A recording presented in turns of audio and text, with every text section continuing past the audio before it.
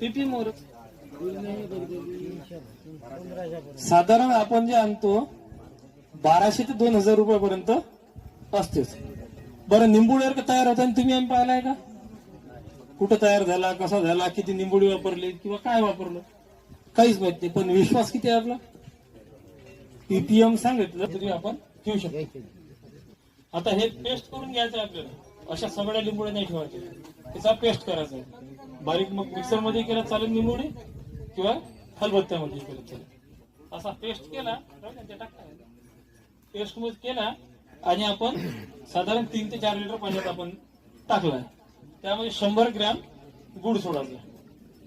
Good सोडला की त्याला 4 ते 5 दिवस आपण फक्त काढून ढवळत ठेवायचा. 5 दिवसात या निंबुड्यावर का किती पीपीएमचा होते हे आपण त्याच्यात बोट टाकून जिबील लावून मरत नाही. निंबुडीवर काय आपलं नाही भाई, नुसती निंबुडी सांगत आहोत करू शकतो.